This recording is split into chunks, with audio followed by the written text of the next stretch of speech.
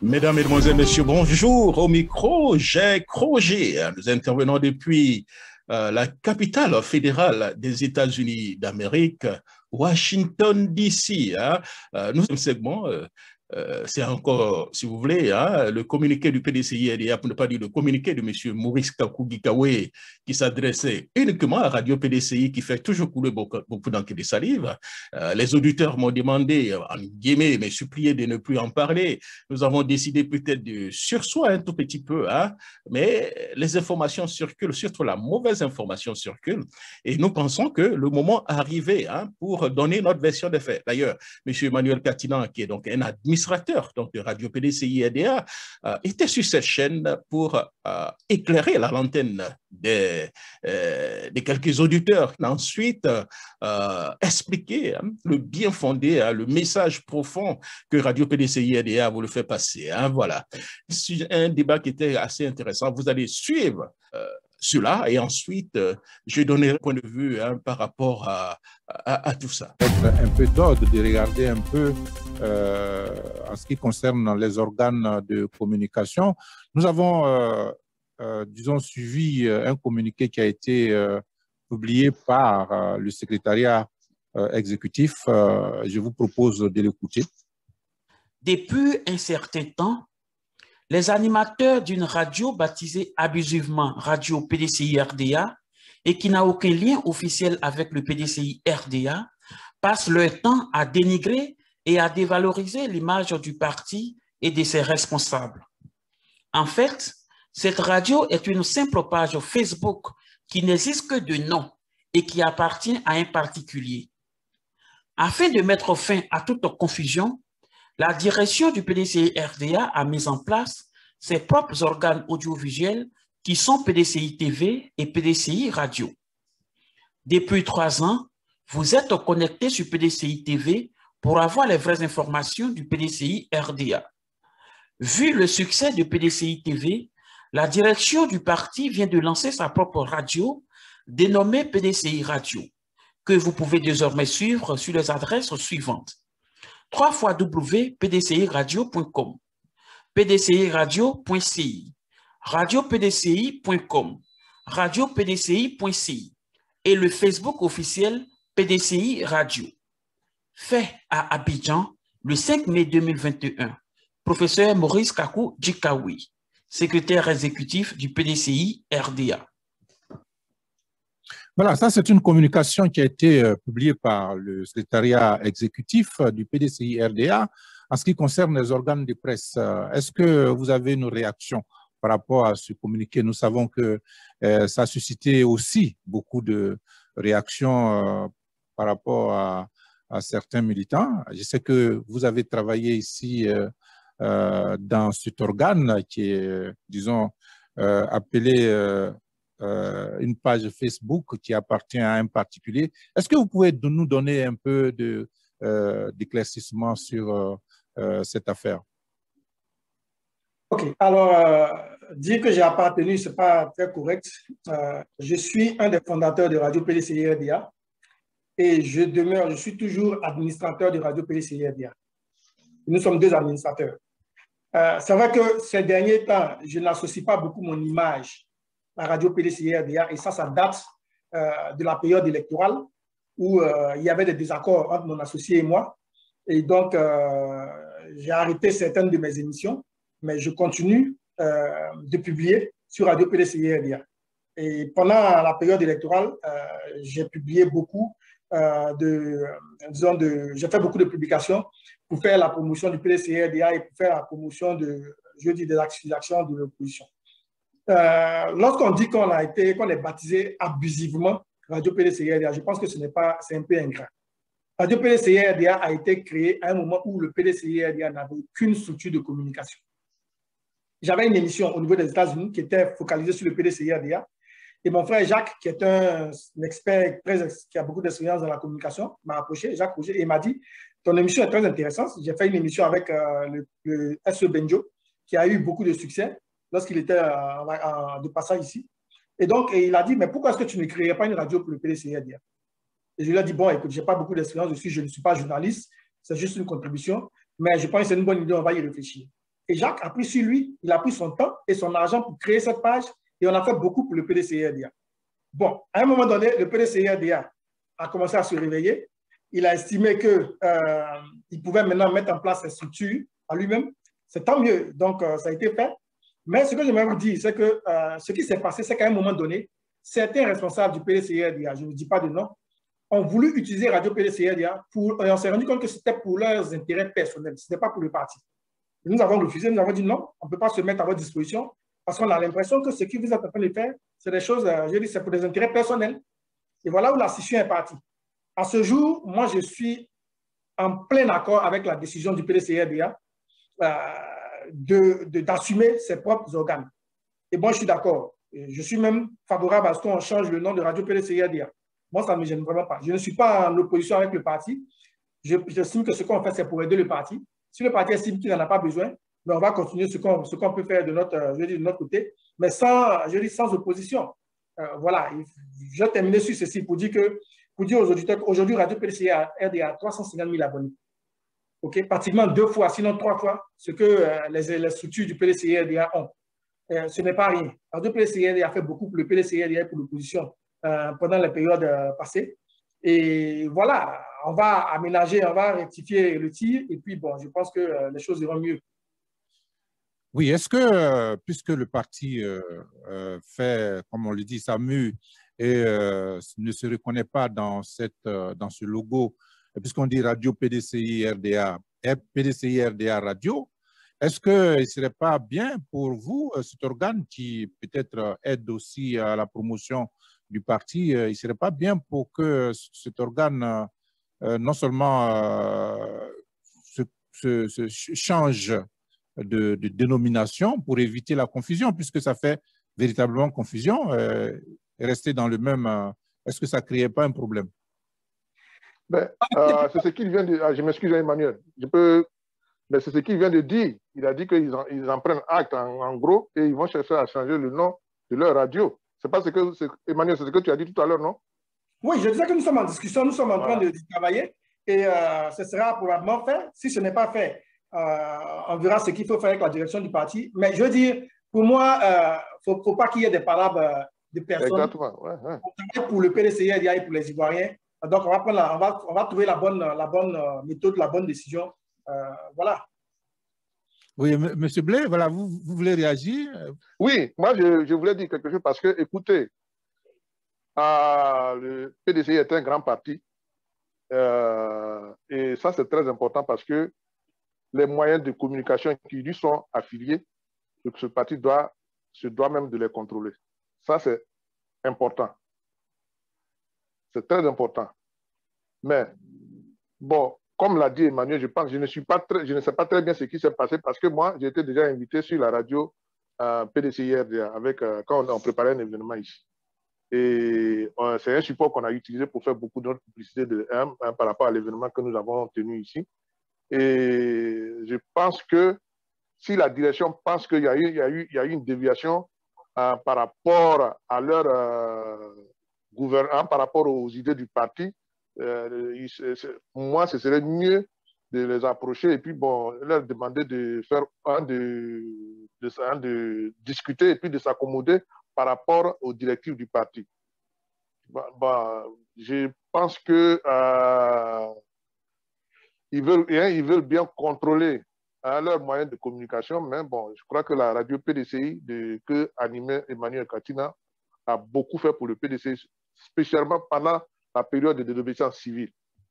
Ils ont beaucoup fait et le PDCI devrait chercher vraiment à essayer de négocier, enfin, il devrait chercher à se mettre d'accord avec cette radio pour leur demander comment ils peuvent intervenir par rapport aux directives du parti. Moi, je pense que ça va contenter tout le monde au lieu que ça fasse des frustrés. Voilà. Voilà, je pense bien que c'est cela, parce que ce que nous entendons et ce que nous voyons, ça laisse un goût amer, un arrière-goût amer de conflits, de palabres. Je crois que, comme vous l'avez dit, M. Katina, il est bon, puisque vous travaillez dans le même contexte de la promotion de l'image du parti, qu'un accord ou alors une négociation puisse officiellement avoir lieu pour essayer de préserver les acquis de cet instrument également, qui fait un travail colossal, n'est-ce pas? Oui, bien sûr. Et comme je l'ai dit, nous y travaillons. Je suis en contact avec les responsables du parti et je pense que sous peu, les choses vont s'améliorer. Quel message vous voulez adresser à ces auditeurs, à ces 500 000, vous avez dit 500 000 auditeurs? 350 000. 350 000 auditeurs. Oui. Merci pour cette opportunité. J'aimerais dire aux Ivoiriens qui sont nombreux à nous suivre que Radio PDCI RDA est vraiment à leur disposition. C'est vrai, il y a quelques petits soucis. Moi, j'estime que Radio PDCI RDA doit travailler pour le PDCI RDA et pour les Ivoiriens. C'est vrai, nous dénonçons, nous avons beaucoup dénoncé. Jacques et moi, on nous connaît au PDCI RDA pour cela, mais ça n'empêche pas que nous travaillons dans la droite ligne des orientations du parti. Donc, et puis, souhaitons que les choses se passent bien. Mais que personne ne veuille utiliser Radio PDCI RDA pour ses intérêts personnels, pour sa lutte personnelle. Mais justement, le problème qui se pose, c'est cela. Que quand vous continuez de dire Radio PDCI RDA, ça crée problème puisque le parti ne veut pas associer donc son nom à cette radio, n'est-ce pas? Non, c'est parce qu'en fait, il y a eu des émissions ou des publications qui n'étaient pas positives à l'endroit de certains responsables du parti, que le parti a cherché à se désolidariser. Sinon, je vous dis, aujourd'hui, les premiers abonnés de Radio PDCI RDA, ce sont les responsables du parti. Voilà, et puis aujourd'hui, entre eux-mêmes, si vous interrogez les responsables du parti, vous leur demandez quelle est la radio PDCI, ils vont tous dire Radio PDCI RDA avant de se corriger. Donc, je pense que si les choses sont faites correctement, ils vont assumer Radio PDCI RDA. Si ce n'est pas fait correctement, moi je suis d'accord, il faut qu'on change de nom. Si on n'est pas capable de travailler avec le parti, il faut qu'on change de nom. On peut avoir un autre nom et travailler pour le parti, et pas forcément Radio PDCI, puisque le communiqué est clair. Le communiqué dit que les organes sont identifiés. Et donc, quand on dit Radio PDCI, c'est une radio qui appartient au parti. Et donc, si le parti ne se reconnaît pas, ça crée un problème. C'est pour ça, moi, en fait, je me dis que les officiels, disons les responsables de cette radio, peuvent trouver une formule pour que, disons, cette radio continue toujours, pour ne pas qu'il y ait toujours des conflits. Parce que ce que nous regardons sur la radio, là, en écoutant, c'est des conflits, en fait. Parce que on suit un peu certaines émissions. C'est un peu ce que, pour notre point de vue, il serait bon d'harmoniser les choses dans la mesure où le PDCI se modernise. Et c'est ce que nous souhaitons. Oui, Blé, vous voulez réagir, monsieur? Oui, non, je voulais dire que je connais M. Emmanuel Katina, je connais Jacques Roger Chaud, Jacques Roger plutôt. Ce sont des gens vraiment qui sont très aguerris dans le domaine de la communication. Mais je pense qu'ils vont trouver un moyen pour trouver un nom pour que cette radio continue d'exister. Tout à fait. Voilà, ouais.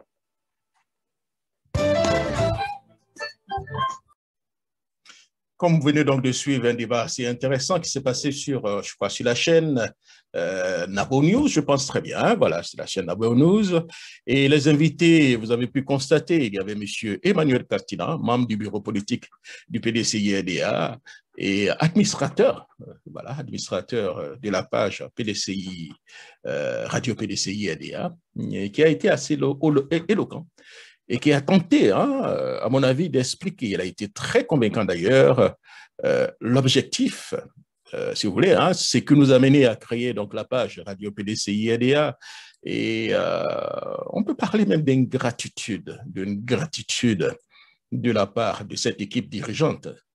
Un militant du Front populaire ivoirien allait voter PDCI? Chers amis, soyons quand même sérieux.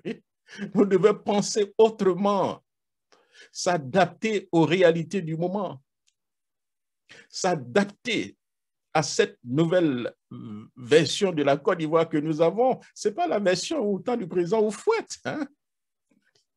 Il faut aller conquérir l'électorat. Et il faut quelqu'un qui a du charisme et qui a un charme. Et comme je l'ai dit, cher ami, Yasmina Ouinier fera l'affaire. À défaut de Yasmina Ouinier, vous avez des cadres des jeunes cadres du PDCI-RDA qui peuvent réellement faire l'affaire. Hein. J'ai parlé de Jean Le Billon. Pour moi, il sera beaucoup plus... fera un bon candidat du PDCI-RDA aux élections présidentielles. Secrétaire exécutif, je ne pense pas. Monsieur Tidjane Thiam, il ne viendra pas faire ce combat, c'est clair. Hein. Il peut être un très bon candidat du PDCI-RDA et croyez-moi, ce monsieur peut apporter un sang nouveau au PDCI et à la Côte d'Ivoire. Il est très sollicité, très connu. Il aura la capacité donc d'amener les Ivoiriens au travail, ce que nous ne faisons pas aujourd'hui. Yasmine Aouyen, je l'ai dit, je ne vais pas aller tellement loin, mais cette dame a le charisme nécessaire pour amener cette tranche de jeunes de 18 à 30 ans, les amener au PDCI-RDA, pas et tous, mais une campagne de charme pour que ces personnes puissent partager, hein, comprendre les idéaux du PDCI-RDA et devenir des militants ou des sympathisants. Il y a aussi Emou Sylvestre. Voilà. Et il y a aussi Ewo Jacques du côté du plateau qui peuvent faire l'affaire. Donc, je pense que si le PDCI-RDA veut reconquérir le pouvoir d'État perdu, il y a des jeunes comme qui devront réellement faire la promotion. Et sans toutefois écarter de faire la cour à des cadres émérites qui sont partis. Il y a Kwayo Konan-Bertin qui est encore là. Il est dit toujours qu'il est militant du PDCI-RDA, qu'on peut faire revenir. Et je n'ai jamais compris pourquoi le PDCI-RDA n'a jamais articulé, demandé ou bien créé les conditions pour que l'ancien maire donc, du plateau, hein, qui est en exil actuellement à Paris, hein, M. Noël Akossi Banjo, puisse rentrer au pays. Voilà quelqu'un qui a tout fait pour le PDCI-RDA, qui a donné pratiquement sa vie, sa fidélité à ce parti. Injustement, il est en exil. Je pense qu'il est temps donc d'articuler, hein, ou bien de créer les conditions des négociations afin qu'il puisse rentrer. Et tout ça, ça sera à l'avantage du PDCI-RDA. Donc voilà, chers amis, pour revenir un peu donc à ce débat, comme je dis, la mauvaise information va très vite, comme une traînée de poudre. Vous avez vu ce journaliste qui, lui, vous voyez les questions qu'il posait, hein, il s'attendait à ce qu'on vient dire, ah oui, oui, oui, les gens là, ils ont usurpé, parce que de toute façon, quand nous avons échangé avec lui, il n'était pas loin. Il n'a pas cherché, lui, à comprendre, à avoir notre version. Il a automatiquement cru à ce qu'on lui a dit. Et ça, c'est un peu, si vous voulez, le problème que nous avons en Afrique. Parce que la paresse intellectuelle fait que nous n'allons pas au fond des choses. Quelqu'un qui se dit journaliste, qui veut poser des questions, normalement devait chercher à savoir donc l'autre version des faits. Voilà. Mais ça n'a pas été réellement le cas. Nous, particulièrement, les échanges qu'on avait eus, c'est oui, oui, on vous a accusé, venez vous défendre. Vous comprenez? Comme s'il était le juge. Vous comprenez, hein?